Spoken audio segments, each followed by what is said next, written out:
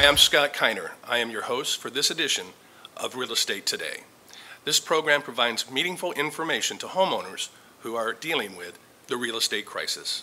My guest today is a prominent Palm Springs attorney, a real estate attorney and broker by the name of Mitchell Reed Sussman. Welcome, Mitchell. Good to be here, Scott. Thanks for having me. If you are a homeowner, when you purchased your home with your spouse or your partner, the escrow company asked you, how would you like to hold title?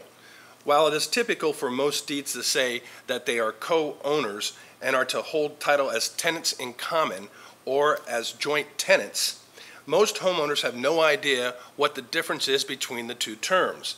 The topic today for today's show is the joint tenancy deed and how it saves money and avoids probate. Mitchell, where does the concept of tenant in common and joint tenants derive from?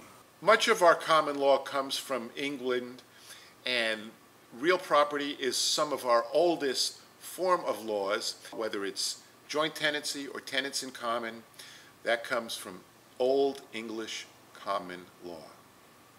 So what is the difference between a tenant in common and a joint tenant? This is a very important distinction. Most frequently, deeds are held as tenants in common.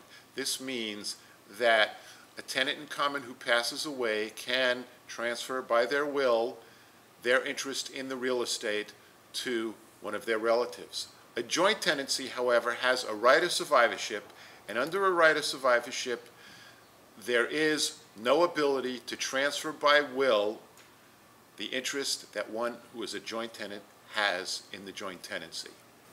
Why is the right of survivorship so important? The right of survivorship is important because it eliminates the need for probate. The surviving joint tenant will own the real estate outright upon the death of the other joint tenant. Is the joint tenancy designation only available to people in the same family? You can make anybody a joint tenant with you. Any living human being can be a joint tenant with you. They do not have to be relatives. Does the living joint tenant have to probate their interest to perfect their ownership? Joint tenancy is a fantastic vehicle by which to transfer title without the need for lawyers or for courts. So how does one perfect their interest upon the death of one of their co-joint tenants? Upon the death of the co-joint tenant, all the surviving tenant needs to do is secure a death certificate. It does need to be certified. You get a certified copy of the death certificate.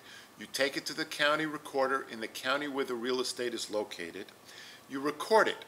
Immediately upon its recordation, the surviving joint tenant will be the sole owner of the property. So what happens if a will contradicts the joint tenancy designation on the deed? It does not matter what is said in the will. The will does not control. It is what is said in the deed that controls the designation and the bequeathment and the transfer of the property. Thank you, Mitchell. That was very informative. I'm sure our viewers learned something today that can help them through these very difficult economic times. That's today's show.